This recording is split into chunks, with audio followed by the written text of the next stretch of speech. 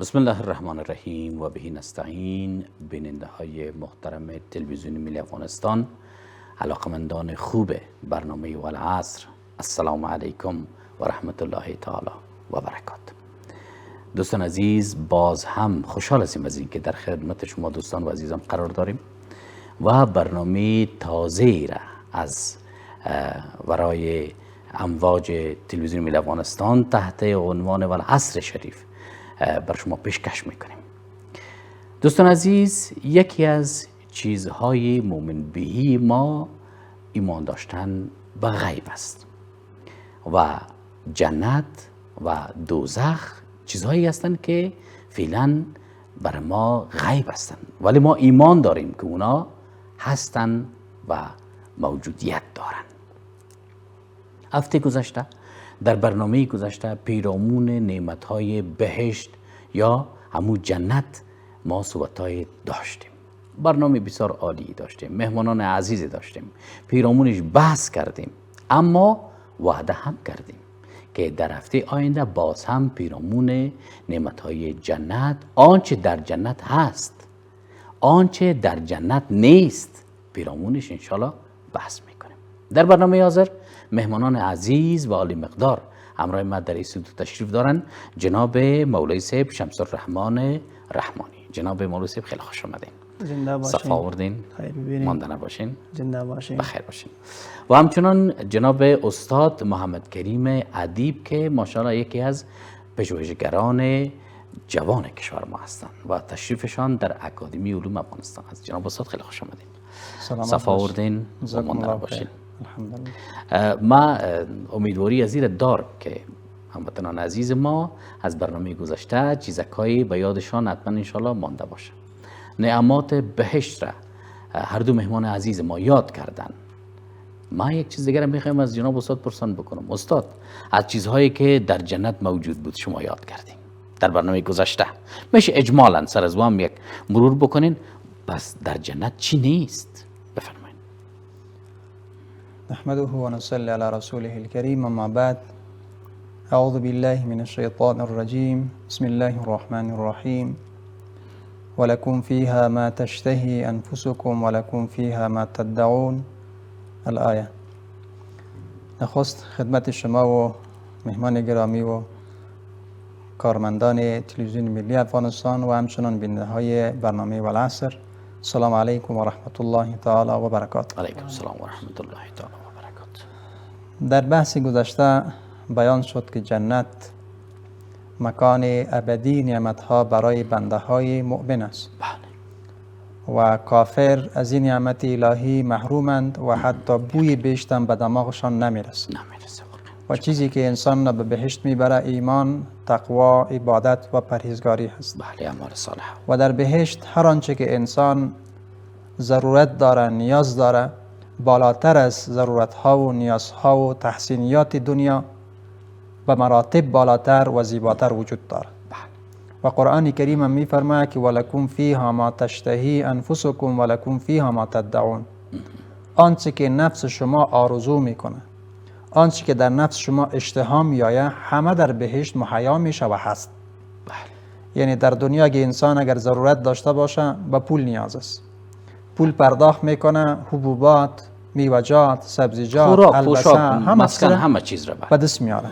اما اگر نباشه، سر دکان بعضی اوقات نوشته میباشه که از قرض معذرت میخوای. بله طبعا. پس نباشه نمیتونه. اگر به زبان بخواه که قرض، شاید بویا که معذرت. بله. اما در بهشت نه تنهایی که به زبان میخواه، بلکه در قلبش خطور میکنه، شی حاضر میشه. بله. اما ای که در بهشت چیز نیست. در بهشت همه چیز است، اما چیز نیست. چیزهایی که در بهشت نیست و او به نفع انسان نیست، بلکه به ضرر انسان هست، و او چیزهای مضر است که در دنیا بود ولی در بهشت نیست. بله. یک، در بهشت بحث قضای حاجت نیست.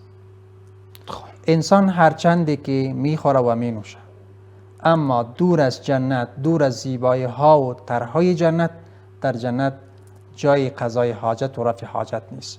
و انسان هم قضای حاجت و رفع حاجت نداره. بله. بلکه انسان هرچندی که میخوره و مینوشه به قدرت الله متعال یک قطره از عرق بالای جبین و پیشانیش می آید کورم به انگشت خود به اصطلاح پاک میکنه. تمام. و این عرق هم نیست بلکه بوی خوش از مشک و عنبر را داره. بله. این به اصطلاح عمل اطراحی بنده های مؤمن در بهشت است. و کسی از بایزید بستامی رحمت الله علیه پرسید که شما میگین که در جنت قضای حاجت نیست، رفع حاجت نیست، پس این انسان‌های مؤمنی که میخورن مینوشن چطور میشن؟ بله. بایزید بستامی رحمت الله علیه فرمود که من در دنیا برات نشان میتم نمونی از بهشت. بله. عالی است. طفل در بطن مادر تا 9 ماه تغذیه میشه. بله. خب عمل اطراح نداره. واقعا. اگر عمل اطراحیه داشته باشه باعث مرگش میشه و سبب میشه که مادرم به مخاطره بیاندازه. پس در دنیا داریم در حالی که طفلک تغذیه میشه در بطن مادرش. در بطن مادر، اما در بطن مادر عمل اطراحیه نداره، به اصطلاح قضای حاجت نداره. پس بهشت که جای زیبایی هاست اوجا قضای حاجت نیست. اوجا دور از تشبیه باشه بیت الخلا نیست، بلکه او محل زیبایی هاست. او الله متعال حسنا گفته، محل زیبایی. دومین چیزی که در بهشت نیست مرگ نیست. خب در دنیا مرگ است. زندگی ابدی است. زندگی ابدی است. بیشتر زمانی که نعمت‌های بهشت می‌بینن و از استفاده میکنن در قلبشان خطور میکنه که شاید مرگ بیای کلش میمانه. و دوزخی‌ها رجوع میکنن دیگه که مرگ آمد برو از غم خلاص میشه. الله متعال مرگ را شکل گوسفند میاره در بین جنت و دوزخ استاد میکنه و بعد این را ذبح میکنه و میگه که ای بیشتیا شما تشویش نداشته باشین که مرگ می ابد و ابد باشی. مرگ از بین رفت. و دوزخیان میگه که شما امید نداشته باشین که مرگ می از عذاب خدا خلاص میشین. مرگ بر شما مرگ از بین رفت. و شما هم ابد و ابد اینجا زندگی است. بله. پس در بهشت مرگ نیست. همیشه انسان می باشه. الله متعال می فرماید که والذین آمنوا و عملوا الصالحات اولئک اصحاب الجنه هم فیها خالدون. همیشه می باشن در بهشت. و به ارتباط همیشه بودنش امام غزالی رحمت الله علیه یک مثال میاره. میگه که اگر کره زمین تا آسمان اول از دانی ارزن یا گال میگن بعضیا پر شوه و یک پرنده 1000 سال بعد بیای یک دانه را ورداره. روزی میرسه که اینم یک پرنده دانه ها را خلاص میکنه، خب عمر آخرت خلاص نمیشه.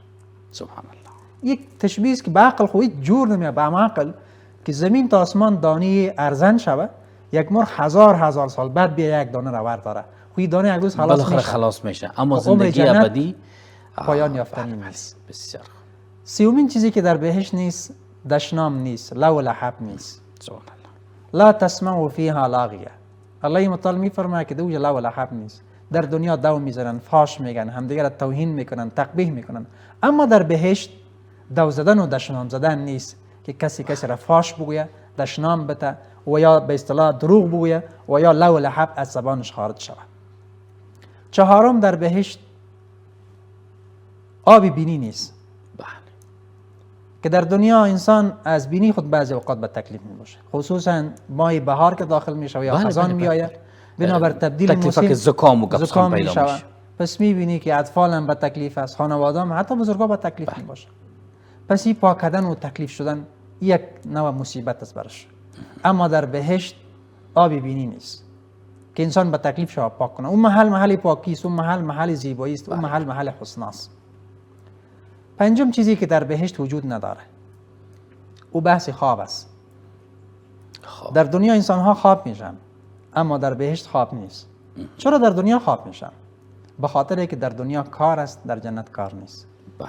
وقتی که انسان زحمت میکشه، تکلیف میبینه، جسمش فکرش به راحت ضرورت داره. پس الله متعال خواب پیدا کرده تا اینکه جسمش راحت شود، فردا باز به کار برآید. بله یقینا. بنان الله متعال میفرماید که وجعلنا نومکم سباتا. خواب شما راحت است برای شما. و در جهان غرب می راحت هم شب هم کار میکنه، از نعمت محروم هستند. به تابلیت به اصطلاح خواب هم میخرن. پس در اوج خواب نیست. ششم چیزی که در جنت وجود نداره او شب است. در جنت شب هم نیست، چون وقتی که خواب نبود شب هم نیست، بلکه جنت چی است؟ همیشه روز است، چون رنگ جنت سفید است، در بحث گذشته بیان شد. پس در جنت شب نیست که تاریکی بیایه با صبح شب و باز تاریک شب و باز صبح شب. شب یعنی استاد گفتین که روز است، یعنی در کدام نقطه روز مثلا آدم تصور کنه که جنت به پیشین، به صبح، به دیگر، به نزدیکای شام؟ همیشه بس فکر میکنین که نسیم سحر و باد سحر واری باشه و فضای بسیار مرطوب ملایم. اون چیزی است که به دنیا هیچ اصلا مقایسه نمیشه. و هفتمین چیزی که در بهشت وجود نداره او مجرد بودن است. خب در بهشت مجرد وجود نداره، بلکه همه جنتی ها صاحب خانواده هستند. کلی متأهل هستند. همه متأهل هستند، همه صاحب خانواده هست. و کسایی که از دنیا اگر مجرد هم رفتن اونجا ازدواج داده می شوند. خب بنا رسول الله صلی الله علیه و سلم می فرماید که لیس فی الجنة عزاب، در جنت مجرد نیست، یعنی همه متأهل و همه صاحب خانواده هستند. و هشتم، در جنت بخل، کینه و حسد نیست، بلکه در بین اهل بهشت، اهل خانواده، همه محبت و صمیمیت و اخلاص است. پیشانی باز است، لبای متبسم است. اما در دنیاست که ما خوردم و تو خوردی و کم شد و زیاد شد، فلان آمد و فلان رفت. میبینی که عقده هاست، گریه هاست در قلب ها، غصه هاست، حتی قتل میکنن. اقدری غصه اوج میگیره. اما در اونجا نه کینه است، نه حسد است و نه به اصطلاح نفرت است، بلکه محبت است. عروبا اترابا. بله. عروب یک معنایش است که یعنی با هم محبت کننده می باشند، قلبهاشون با هم تألیف شده و یک جا شده، و اترابا و همسن و سالم می باشند. پس این مواردی بزرگی است که در بهشت وجود نداره و اخیراً در بهشت عبادت هم نیست. خب اونجا جای نعمت است. عبادت خودش زحمت است، عبادت واجبه است، مکلفیت است. پس بنده ها را الله در دنیا مکلف کرده که عبادت بکنن تا اونجا راحت باشه. جناب استاد، یکی از بزرگا، یکی از مهمانایی که روز داشتم از جمله استادا هستن، بزرگوارا هستن، علما یاد کردن که در یک وقت از روز قرآن مجید تلاوت میشه توسط حضرت داوود علیه السلام. یعنی در بحث جنت می آید که در جنت یکی قاری قرآن گفته می شود که بخوانم، به خاطر از اینکه توسط خواندن قرآن هم درجه آخری را به دست بیاره. یه زیباب است. دوم، تلاوت قرآن در روزهای جمعه شنیده می شود. خب یعنی خوانده نمیشه، که مردم بفهمن که یعنی امروز روز، اگر در دنیا می بودیم روز جمعه می بود. بله. پس در روز جمعه که بیشتیا با الله نشست میکنن، باز در گوششان صدای بسیار خوشایند قرآن کریم میاد که لذتش دیگه قابل واقعا. بخیر سلامت باشین جناب استاد، زنده باشین. جناب مولوی صاحب، چقدر زیبا است که یک چیز را از شما پرسان بکنم. گرچه استاد اشارات داشتن، آیا جنتی ها به تمام خواسته ها و آرزوهای خود میرسن؟ یک مسئله. در جنت دیدار و ملاقات میان اقوام و خویشاوند و دور و نزدیک و دوست و همسایه و کسایی که ما شما داشتیم امکان پذیر هست و به چگونه؟ آیا جنتی ها مردم های نامحرم را میبینن یا نمیبینن یا کلکت محارم خود هست؟ اعوذ بالله من الشیطان الرجیم. بسم الله الرحمن الرحیم. نحمده و نصلی علی رسوله الكریم. اما بعد، قال الله تبارك وتعالى في محكم كتابه وهو أصدق القائلين لهم ما يشاءون فيها ولدينا مزيد. صدق الله مولانا العظيم. جناب عرفان صاحب، په اول قدم کې تاسو ته محترم ملمته او د ملي رادیو تلویزیون ټولو کارکونکو ته سلامونه احترامات وړاندې کوم. علیک السلام ورحمت الله. خوشاله یم چې بیا هم ستاسو په دې ښکلې برنامه کې شریک یم تاسو سره. خیلی خوشحاله. الله تبارک و تعالی قرآن عظیم الشان کې فرمایي چې لهم ما یشاءون فیها ولدینا مزید، چې هر څه تاسو په جنت کې غواړئ دا ستاسو لپاره شته ده. لکه څنګه چې جناب محترم مهرباني وکړل، حتی زموږ له تصور نه پورته نعمتونه په دنیا کې شته دي. ټولې کومې غوښتنې د انسان چې دي هغه په دنیا کې، په آخرت کې، په جنت کې، دا چې دا په جنت کې الله تبارک و تعالی پوره کوي. یو صحابي د یو ډېر لرې ځای نه د اطرافو نه راغلی ده، د رسول علیه الصلاة والسلام مبارک سره هم صحبت ده. رسول علیه الصلاة والسلام مبارک خپلو صحابه کرامو ته فرمایي چې زما صحابه کرامو، هر نعمت په دنیا په جنت کې موجود ده، هر نعمت شته ده، څه رقم نعمت چې تاسې غواړئ دا په جنت کې شته ده. نو په دې کې به وایي الله تبارک وتعالی ته یو جنتی وایي چې ای الله زه غواړم چې په دنیا په جنت کې چې ده زه زراعت کښت وکوم یو څه په وکرم. بله. نو الله تبارک وتعالی به ورته ووایي چې ای زما بنده ما خو تا ته هر نعمت درکړی ده. په جنت کې ټول نعمتونه موجود دي، که خوراک ده، که څښاک ده، که حورې دي، که غلمان دي، هر نعمت چې ستا په زړه کې خطور کوي هغه تا ته موجود ده.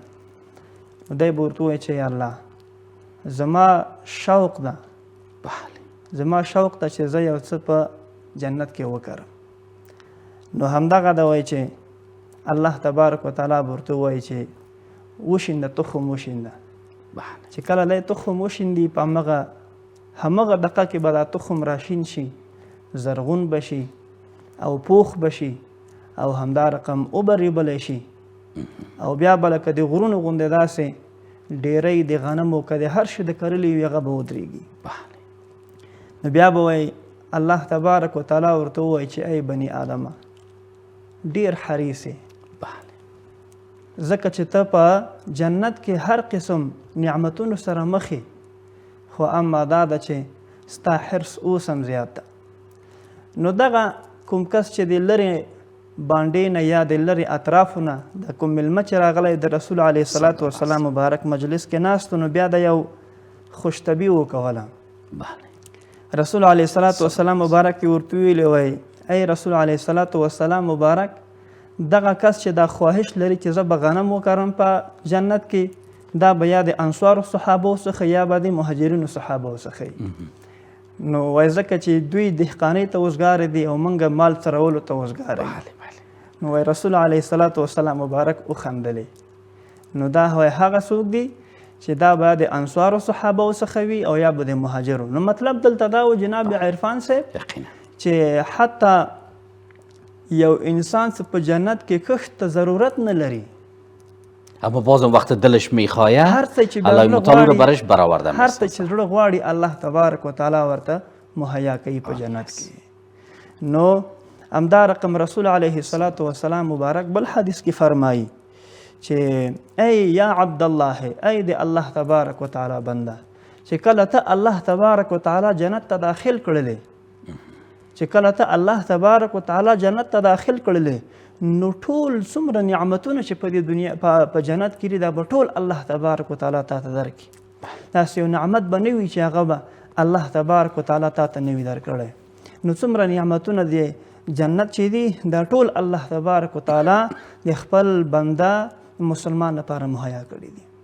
بخیر باشین جناب مولوی صاحب. یک جزء سوال ماند، امی کیفیت دیدار از دوستا، از اقارب، از نزدیکا ایره مختصر بگوین. خب بل دا ده چې حدیث کې هم داسې راځي چې په جنت کې بل نعمت دا ده چې الله تبارک وتعالی ورکړی خپلو بندگانو مؤمنانو ته که چیرته وغواړي نو د خپلو خپلوانو سره دوی ملاقات کولی شي، دوی دیدار کولی شي، دوی مجلس کولی شي. حتی چې یو پلار د خپلو بچیو سره یا بچی د خپل مور پلار سره چې د خپلو خپلوانو سره ملاقات کولی شي او ورسره کتلی شي. خو اما په دنیا کې چې لکه څنګه چې موږ د نامحرم سره ملاقات نشو کولی، نامحرم سره دغسې په آخرت کې هم دا فطرتاً هم دغسې ده. فطرتاً هم موږ په دنیا کې نه غواړو چې زموږ سیاسره دی یا همداسې زموږ د کور دا غړي دي د نامحرم سړي سره ملاقات ونه کوي. دغسې په آخرت کې هم فطرتاً زموږ دا فطرت هم دغسې ده چې موږ څه وکړو هغه د نامحرم سړي سره ملاقات نشي. بخیر عافیت باشین جناب مولوی صاحب، سلامت باشین. حتما بیننده‌های عزیز ما هم توجه داشتن که هر دو بزرگوار امروز پیرامون داشته ها و نداشته های بهشت و یا همون جنت چه صحبت های شیرینی کردن. امید است که تمام بیننده های عزیز ما برنامه را تعقیب بکنن و از داشته هایی که تقدیم حضورشان میشه استفاده های عظیم ببرن. دوستان عزیز با یک وقفه کوتاه میریم، بعد از وقفه انشاءالله که باز هم در خدمت قرار میگیریم. دوستان عزیز باز هم خوش آمدین. برنامه زیبایی والعصر است. موضوع بسیار خوبی را آغاز کردیم، پیرامون نعمت های بهشت یا همون جنت. دوستان عزیز ما، مهمانان گرامی ما موضوعات خوب را یاد کردن. میخوام از جناب استاد پرسان بکنم که استاد، درختان، میوه ها، نهرهای جنت، همین چیزایی که تعریفاتش در قرآن مقدس آمده، و چی کیفیت است؟ چی نوع درخت ها هست؟ این اقصار، این نهرهایی که یعنی یاد شده که 3 نهر بسیار مهم است که یکی از البته شیر می باشه، یکیش عسل می باشه، یکیش آب بسیار گوارا می باشه، با چه کیفیت هستن اینا؟ سلامت باشین. بخش میوه ها و درخت های جنت به ارتباط قرآن کریم اجمالاً بیان کرده و رسول الله صلی الله علیه و سلم تفصیلاً بیان داشته. درخت های بهشت به حد عظیم و بزرگ است که رسول الله صلی الله علیه و سلم می فرماید که اگر یک اسب عربی، یعنی مرادش اسب بسیار تیز رفتار باشه، از 70 الی 100 سال زیر یک درخت بهشت سیر بکنه و سرعت داشته باشه، نمیتونه که با آخرش برسه.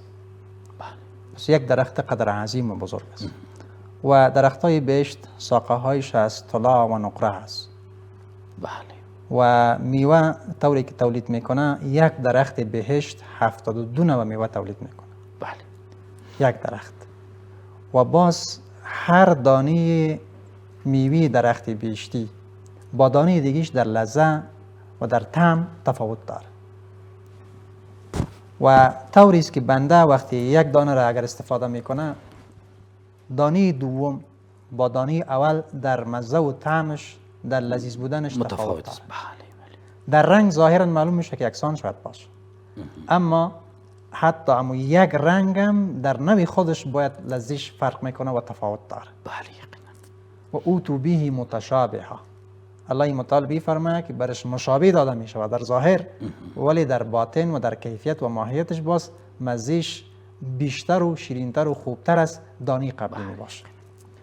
و درخت های بهشت طوری است که میویش خلاص شدنی نیست، لا مقطوعه ولا ممنوعه. الله متعال می فرمایه که میوه بهشت هیچگاه خلاص نمیشه، همیش میوه هست. و دیگه خاصیت میوه جنتی است که مثل دنیا نیست که اگر در یک باغ عظیم هم یک نفر فقیر داره، صاحب باغ باید که دست قطع میکنه، اگر دی دست بزنی، دست بزنی، فکر نمیکنه این داد الله است و این فقیر حق داره، همسایه حق داره. لا مقطوعه ولا ممنوعه. از درختای بهشت کسی منم نمیکنه که 10 تا خوردی بس است. هر چندی که میخوره و هر چندی که اشتها داشته باشه، خواسته داشته باشه و از هر کجایی که میخوره، کسی ممانعت نمیکنه. ولا ممنوعه.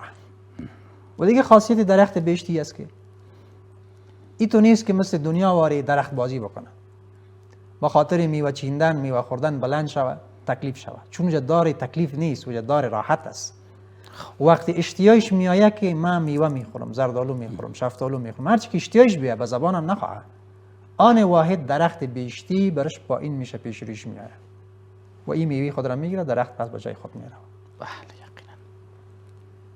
و الله متعال بارها است در قرآن کریم یاد میکنه درخت های بهشت پایین میشه، به انسان نزدیک میشه. اما شاخهش هم تر پایین میشه. شاخهش به قدرت پروردگار خودش آدم میوه خود بگیره و پس شاخه دوباره شاخه به جای خود برمیگرده. پس او جنت را الله به این ترتیب درخت هایش تزیین کرده و زیبا ساخته. و درخت های بهشتی کثرتش، تعددش به اعمال و تقوای خود بنده مؤمن ضرورت داره. هرچندی که در دنیا انسان تقوی بیشتر میکنه، عملی نیک میکنه، به مو اندازه درخت و میوه های بهشتی چی میشود؟ زیادتر میشود. بسیار. و همچنان سرسبزی بهشت هم که پایین درخت های بهشتی است، این هم ارتباط به تقوا و به ذکر و به تلاوت و به خوبی و به عبادت بنده ارتباط داره. بحثی نهرهایی که وجود داره، طبیعی زمانی که جای باغ مطرح میشه و سرسبزی وجود آب هم طبعا باید آب باشه که سرسبزی باشه. و سرسبزی زیباییش با آب است و زیبایی آب با سرسبزی و درخت هاست. بنابراین در جنت 4 بحر وجود داره: بحر شیر، بحر شراب، بحر آب و بحر عسل. باز از این 4 بحر 4 نهر جاری می شود. از 4 بحر شاخه زده می شود، نهرها جاری می شود که هم نهر شیر و شراب و آب و عسل می باشه. و اینا طوری است رسول الله صلی الله علیه و سلم می فرماید که این جویبارهای چارگانه پی هم پالو هم حرکت میکنه و یکی با دیگه خلط نمیشه. یک خاصیت دوم است که جدول یعنی جویبار نداره خب که جویبار داشته باشه و داخل جوی حرکت کنه، بلکه در مستری زمین جنت همینطور روان است. روان است. این قدرت الهی است. سبحان الله. مثل که در دنیا هم ما داریم بینهما برزخ لا یبغیان. الله متعال میفرمان بحرهایی است که با هم یک جا حرکت میکنه که بالای دیگه تجاوز نمیکنه، قطع نمیشه و خلق نمیشه. پس در اوجم الله متعال اینا طوری ساخته که اینا با هم خلط نمیشه و دیگه جویبار نداره. و این تو هم نیست مثل دنیا واره که دور از نظافت باشه که مردم نظافت مراد نکنه، جویبار پیش خانیش قصرش 10 منزل و 40 منزل باشه، جویبارش پر از گندگی و کثافت باشه، دو خاک باشه و خاکستر باشه، پلاستیک باشه. باز بعضیا که چیزایی را میخوره اینقدر اخلاق شهروندی را مرتب میکنه که دم جویبارها میندازه. جویبار است که شاروالی پاک میکنه، تنها مسئولیت از شاروالی است. پس اوجا دیگه خاک و خاکستر هم نیست که جویبار پف کنه او که والا خاک داره یا خطا و ششته. آبش پاک و صاف است. و همچنان رسول الله صلی الله علیه و آله میفرماید زمانی که بیشتی آرزو میکنه که یک گیلاس شیر باشه، آب باشه، شیر باشه و شراب باشه، خودش به قدرت پروردگار مثل که پیپ میدوه به این شکل میایه برش. و غلمان که ختمه بهشت است به بیشتی از این با گیلاس های طلایی و نقره‌ای برش آب بهشت، شیر و شراب را برش پیشکش میکنه و ای از اونش جان میکنه. بسیار و شیری که در آخرت است او شیر خراب نمیشه. شیر دنیا یک روز بعد خراب میشه. بله بله. و آبی که وجود داره آب گنده نمیشه. آب دنیا گنده میشه. شیر دنیا ترش میشه. بله. و عسلی که هست او عسل مصفاست. و همچنان پیامبر صلی الله علیه و آله شرابی که در بهشت است او شراب دنیا نیست که انسان بخوره و عقل خود از دست بده و خود نشناسه، ناموس خود نشناسه، بلکه او شرابی است که هنوز انسان عقلش بیشتر میسازه، هنوز درایتش بیشتر میسازه. بالای انسان سکر و مستی نمیاره مثل دنیا واری که بره به گناه و منکر و به فساد و به فحشا دست دراز بکنه. پس این بحثی نهرهایی است که وجود داره. در پالوی نهرها در جنت فواره ها وجود داره. بله. مثل که در دنیا فعلا الحمدلله وطن ما و شما را آباد بسازه، الهی امین. نظام ما را و ملت ما را توفیق بده که بیشتر برای آبادی و سرسبزی ملت هم در باب تعمیر فکر هم در باب تعمیر مادیات کار شود و ملت ما از بحران ها برآید. یگام جایی که سرسبزی و چوک جور میشه مردم چقدر خوش میشن، میرن شب و روز عکس میگیرن و تصویر میگیرن، استاد میشن. یگام جایی فواره که روشن میشه مردم خوش میباشن. پس در بهشت هم دو فواره است. بله. الله متعال میفرماید که عینان نضاختان فیهما عینان نضاختان. در بهشت دو چشمه فواره کننده است. بله. و این طور فواره میکنه که خوشبویی را بالای تمام اهل بهشت پاش میده به اصطلاح. بله. نشر میکنه. پس در دنیای تو فواری وجود نداره. در وطن ما که حتی شهر کابل اکلش چی بکنه آب خوشبویی بده یا آب حداقل آب ساده بده که مردم از گرمی و از به اصطلاح گرمای آفتاب کمکی سرد شوند. ولی در بهشت دو تا چشمه های فواره کننده است که همه بهشت را چه میکنه؟ آب خوشبو فواره میکنه. پس این زیبایی هایی است که به عقل اصلا جور نمیه و انسان را نمیتونه که تحدید بکنه و برش اندازه بزنه. زنده باشین جناب استاد، بخیر باشین. جناب مولوی صاحب از شما میخوام یک چیز دیگر پرسان بکنم. خوراک بهشتی ها چی است؟ پوشاکشان چی است؟ په دې باره کې جناب عرفان صاحب عبدالله ابن سلام سے مبارک رسول علیه الصلاۃ والسلام مبارک ته راغی او درې پوښتنې ورنه وکولې. یوه پوښتنه ترې نه دا وکوله چې د جنتیانو خوراک به څه وي؟ نو رسول علیه الصلاۃ والسلام مبارک ورته وفرمایلې چې زیادة کبد نون، هغه د ماهی چې کوم زیګر ده دا به د جنتیانو خوراک وي. یعنی چې کله جنتیان الله تبارک و تعالی جنت ته داخل کی سره د دې چې ډیر نعمتونه دي، خو په دغه ټولو نعمتونو کې اول خوراک د جنتیانو به دا وي چې الله تبارک و تعالی به په دې باندې د ماهی زیګر وخوري. اگر چې په دې باره کې یو عالم خبره کړې وه، زمونږ په دې اجتماعي صفحاتو کې ډیر خلکو په دې باندې استهزاء هم کړې وه.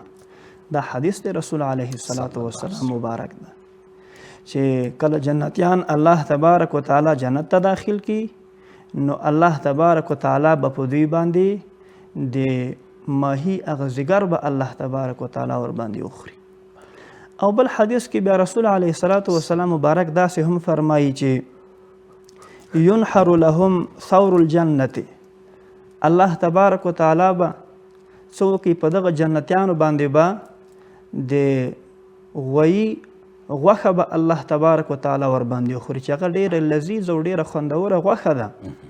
هغه داسې غویی ده چې هغه په همدغه جنت کې رالوی شوی ده، په همدغه جنت کې غټ شوی ده. رسول الله مبارک فرمایي یأکل من اطرافها، چې د خوراک او دغه اطرافو د جنت څخه، یعنی دغه غویی په دې جنت کې رالوی شوی ده او دا به ورته ذبح کړلی شي، حلال به کړلی شي، او دا د چې جنتیان به اول له دې نه چې د خوراک کوي به. او همدا رقم په باره د لباس کې هم راځي چې لباس د جنتیانو به دا حریر به وي، و لباسهم فیها حریره، وریښم به وي. وریښم ډېر زیات خاصیتونه لري، نو د جنتیانو دغه کوم لباس چې دي دا به وریښم وي. همدا رقم جنت کې به الله تبارک و تعالی د جنتیانو لپاره داسې خوراکونه تیار کړي وي چې هغه په دنیا کې د هغې مثال نشته ده.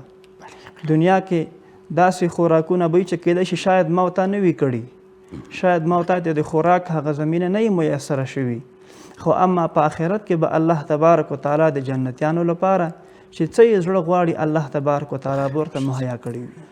سلامت عافیت باشین جناب مولوی صاحب، بسیار تشکر. حتما بیننده‌های عزیز ما توجه داشتن که هر دو بزرگوار مهمان ما خصوصاً پیرامون نهرهای جاری که اونا در بهشت هستند که الله متعال همه ما شما را جنتی بسازه که از اون نهرهای جاری استفاده بکنیم، و همچنان در مورد خوراک و پوشاک که جناب مولوی صاحب یاد کردن خداوند نصیب بگردانه که از اونها استفاده ببریم. دوستان عزیز به یک وقفه کوتاه میریم، بعد از وقفه انشالله که در خدمت قرار میگیریم. دوستان عزیز باز هم خوش آمدین. برنامه زیبایی و العصر است. موضوع بسیار خوبی را انتخاب کردیم، پیرامون جنت. میخوایم که از جناب استاد بزرگوار ادیب صاحب بزرگوار پرسان بکنیم که استاد بیشتر در یک موضوع شما صاحب یک تماس کوچک گرفتین در جمله نعمات موجوده در بهشت. یاد کردین که حوران و غلمان، از غلمان استاد هم یاد کردن که در خدمت انسان ها می باشند و شما هم یک بین پیرامون حوران و غلمان یک چیز بگوین. حوران به چی کیفیت هستند؟ آیا از نور هستند یا جسم هم دارن؟ و به چه خاطر در اختیار انسان مسلمان جنتی داده میشه؟ بحث حورای بهشتی و همچنان بحث غلمان یک مسئله اجتماعی در بهشت است. طوری که انسان در دنیا نیازمند خانم و نیازمند شوهر هستند و یک زندگی اجتماعی ضرورت دارند.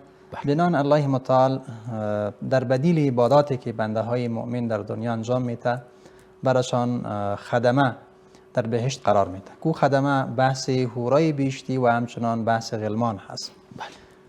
حورای بهشتی البته مخلوقاتی هستند که از نسل انسان نیست، بلکه یک نسل جدید، یک مخلوق جدیدی است که الله متعال با زیبایی های خاص، با ظرافت های خاص و به قدرت کامله خود خلق کرده، او را در خدمت بنده های مؤمن دنیوی قرار میده. حورای بهشتی در بحث زیباییش به حد زیبا هستند. رسول الله صلی الله علیه و سلم میفرماید زمانی که اگر آب را می نوشند آب در گلوشان دیده میشه. به حد زیباست. مثل که بعضی اوقات یگام شیشه‌دان های بسیار دبل و ضخیم هم هست ولی در داخل شفاف آب معلوم میشه. و می ترتیب الله متعال دور از این تشبیه باشه اینا را چنان حسین و زیبا خلق کردن که یعنی آب وقتی نوشیدنشان در گلوشان معلوم میشه و هویدا و ظاهر است. و حتی در بعضی روایات میاد که حتی مغز پایشان معلوم میشه. اما برای کی؟ برای اون کسایی که بر از آنها نصیب میشه. حورای بهشتی برای بنده های مؤمن داده میشه. اما چی تعداد؟ کمترین تعداد حورهایی که در خدمت بنده های مؤمن در بهشت قرار میگیره 70 حور است. حداقل 70 حور در قسمت و نصیب ادناترین جنتی هست. اما ای که کسی تقویش بالاتر از او هست برای او چقدر حور است او باز به نزد الله متعال است. سبحان الله. و حورای بهشتی خدمت اهل بهشت میکنه و همچنان با اهل بهشت سیاحت میکنه و سیاحتش است که در خیمه ها به اصطلاح اونها از قبل مسدود و محصورن. حور مقصورات فی الخیام. الله متعال در سوره رحمان میفرماید که حورای بیشتی در داخل خیمه هاست و زمانی که بیشتی وارد بهشت می شود، سهمی که برش داده می شود، بعد اینا می روند باز اونمو خیمه را باز میکنه. لم یتمثهن قبلهم انس ولا جان.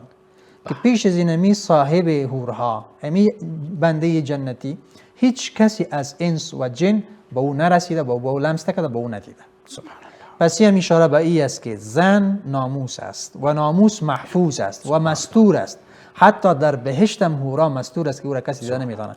پس چی مانده که امروز بنده مؤمن یا خواهر مؤمن خود بازیچه دیگر را قرار بده، حجاب خود دور پرده، لباس عزت خود دور پرده. در بهشت هم ستر و پرده هست، در دنیا خب باید بوده باشه. جناب استاد ببخشید ادامه بدین باز. آیا ازدواج هست؟ تولید نسل هست؟ بنان وقتی که حورا در خدمت بیشتی قرار میگیره، یک بحث سیاحت است در خیمه ها، دیگه بحث خدمت است در داخل خانه های بیشتی. و همچنان زنان بیشتی که برشان بهشت نصیب می شود در خانواده با شوهر خود زندگی میکنه، همین حورای بیشتی را الله متعال در خدمت از اونام قرار میده. و خدمتشان چی است؟ که حورای بیشتی زنی مؤمن را که در دنیا زحمت کشید، تقوا و پرهیزگاری کرد، حتی ایرا نمیگذاره که موی خودم شانه کنه. موششان هم میزنه، میبافه، حتی ای را به اصطلاح تزیینات میکنه، آرایش میکنه و غیره. این همه کار چی است؟ حور بیشتی است. و نکته دیگه ای است که زنان دنیوی مؤمن و با خدا و پرهیزگار در حسن جمال بالاتر از حورای بیشتی است. بسیار. حفصه رضی الله عنها دختر حضرت عمر و زوجه رسول الله صلی الله علیه و فرمود: یا رسول الله صلی الله علیه و آیا زنان دنیوی زیبا می باشند یا حورای بیشتی؟ رسول الله فرمود که زنان دنیوی. بله. گفت چرا؟ حکمت در چیز؟ و به خاطر که اینا در دنیا زحمت میکشن، خدمت شوهر را به شکلی احسن میکنن، نماز میخوانن، روزه میگیرن، صدقه میدن، خیرات میکنن، در خدمت شوهر خود میباشن، در خدمت شوهر میباشن، اولاد تربیت میکنه، ایمان داره. این مزایای ایمان و تقوایش است که حتی حسنش بالاتر از حورای بیشتی میباشه. بله یقینا. پس این یک امتیاز زنای دنیایی است که از حور بالاتر است. پس حسن جمالش چه خواهد بود؟ که دیگه قابل توصیف نیست. خب غلمان. و نکته غلمان البته این نوجوانایی است که هنوز به جوانی نرسیده. خب که هنوز به جوانی کامل نرسیدن، یعنی نوجوانند که اینها اهل بهشت خدمت میکنن. گلاس های آب، شیر، شراب را میارن برش، اگر بالایشان امر میکنه که اینو بیار او را ببر. پس اونا هم به منزله دانه های مروارید زیبا هستند که اونا خدمت اهل بهشت میکنن. سبحان الله. و الله متعال میفرماید که ولدان مخلدون یطوف علیهم ولدان مخلدون. بالای اهل بهشت طواف میکنه، گردش میکنه نوجوان هایی که همیشه هستن و تر و تازه هستن. پس اینا خدمتشان میکنه. طوری که در دنیا در داخل خانه زیبایی خانه نوجوان است. طفلی که نوجوان میشه دیگه او را باز همه دوست هم میداشته باشه و خدمت های خوب زیبا هم برشان میسپاره و خوش پدر و مادر میاد که فرزندم خدمتم بکنه. پس این نعمت ایمان و اسلام است که الله متعال در خدمتش قرار میده ولدان را. اما این غلمان یا ولدان از کجا هستند؟ به ارتباط اقوال مختلف است. یک قولی است که فرزندای مشرکین که در حالت طفولیت وفات میشن اینا خدمه اهل بهشت میباشه که مراد از ولدان ایناست. قول دیگه ای است که ولدان اینا هم مشابه انسان ها مخلوق جدیدی هستند که الله متعال اینا را جدا خلق میکنه. بنابراین که جدا خلق کنه یا اولاد مشرکین باشه خود در خدمت اهل بهشت قرار میده. خوب است. و مسئله ازدواج. که آیا در بهشت ازدواج هست؟ آیا تولید نسل هست مثل که در دنیا هست؟ بله، در بهشت هم ازدواج است. و ابتدا ازدواج رسول الله صلی الله علیه و سلم. پیامبر من صلی الله علیه و سلم با 30 زنان دنیوی بر علاوه از حورا با 30 زنان دنیوی جدا ازدواج میکنه. بله. و یک خواهر موسی علیه السلام فاطمه رضی الله عنها، دوم مریم علیه السلام مادر عیسی علیه السلام، و سوم آسیه خانم فرعون. بله. پس این 30 زن دنیویه که در دنیا زحمت به خاطر الله کشیدن، حیا و عفت را حفظ کردن، الله متعال امتیاز ازدواج رسول الله صلی الله علیه و سلم در بهشت برشان میده. سبحان الله. دوم ازدواج عمومی است. کسایی که در دنیا مجرد بودن، مجرد رفتن، پس اونها را الله متعال به اساس رضایت خودشان کسی را که به اصطلاح خوش میکنه یا به اصطلاح آرزویش می ازدواج باشه می‌کنه. با اونا الله متعال اونها را ازدواج میتن. بله. و یا همچنان زنهایی که مطلقه هستند، طلاق داده شدن و بدون یا نسخانمایی که ازدواج نکردن یا فوت بیوه کردن. باقی ماندن، پس اینها هم در اوج دوباره بعضی ها ازدواج داده می شود. پس در جنت ازدواج هست و رسول الله می فرماید که لیس فی الجنت عذاب، در جنت مجرد وجود نداره. نکته بحث تولید نسل بله. که در بهشت هم می شود که پدر و مادر اولاد باز به بار بیارن غیر از اولادای دنیوی. بله، چرا در قرآن الله متعال می فرماید که ولکم فیها ما تشتهی انفسکم، بله دلش میخواه. آنچه که دلت میخواهد که برخلاف ضررهای دنیوی نباشه، بله. او مهیا میشه. بنا رسول الله میفرماید که اگر کسی آرزو بکنه که من اولاد جنتی هم داشته باشم، در جنت برای من الله اولاد نصیب کنه، آن واحد او خانم مؤمنه، او خانم جنتی حمل میگیره و آن واحد تولد میشه، آن واحد بزرگ میشه، بلولو گفتن و به قنداق و غیره مسائل ضرورت نمیشه. پس یک فرزند بخیر بهشتی. باشید. پس در سلامت باشید. بهشت آنچه که هست و آنچه که بنده میخواه برش میسر میشه. بسیار تشکر جناب استاد. جناب مولوی صاحب، در جنت میگن که یک بازار چهره فروشی است. بله. این به چه کیفیت است؟ یکی دوم، از اعمال دنیا چیزی در اونجا یعنی موجود هست آدم اعمال دنیایی انجام بده؟ بله. په دې باره کې هم رسول علیه الصلاة والسلام مبارک فرمایي چې ان فی الجنة لسوقا، په جنت کې بازار ده چې هر جمعه به د بازار جوړیږي او د بازار کې به سوداګانې خرڅیږي بله. او اخیستل کیږي، به خود تجارت په شکل کې نه. یو سړی مثال پیسې ورکړي او څه واخلي او څه خرڅ کړي، بله. رایگان دي، هر څه پکې مفته دي. نو چې کله وایي دا جنتي لاړ شي بازار د جنت ته، نو هلته به وایي یو ښکلې څهره به د ځان لپاره خوښه کړي. وایي بله. چې کله یې د ځان لپاره خوښه کړي نو همدا ده چې وایي د څهره کې به ورننوځي. وایي فیدخلونه، دی به د څهره کې ننوځي. بله.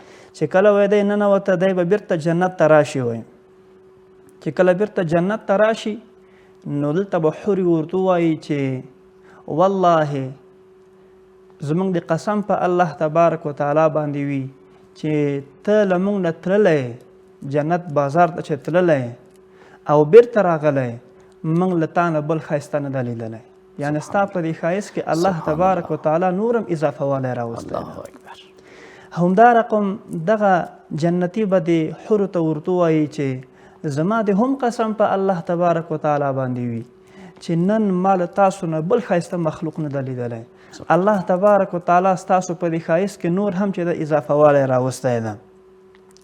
همدا رقم رسول علیه الصلاة والسلام مبارک بل حدیث کې مهرباني کوي چې کله د جنت د بازار ته د جنتیان لاړ شي نو په دې وخت کې به یو باد راوالوځي، یو شمال به راشي، شمال بله. باد یا شمال به بله. راشي. بله. بله. خو په دغه باد او شمال کې به څه وي؟ مشک او عنبر به وي، عطر به وي بله. چې دا په دې جنتیانو باندې راځي. د دوی له دې بدنونو څخه به د عطر او د مشکو بوی به ترې نه ځي.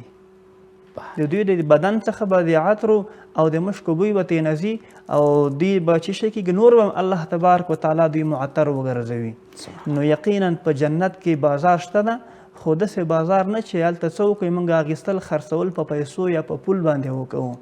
مفته بازار ته هلته څهرې خرڅېږي. و جناب مولوی صاحب، اعمال دنیایی چیزی در اونجا آدم انجام اعمال دنیایی اونجا هلته موجود نه دي. لکه مثال موږ دلته مونځ کوو او اودس کوو، هلته چې دا شی نشته ده، ځکه هلته مکلفیت نشته ده.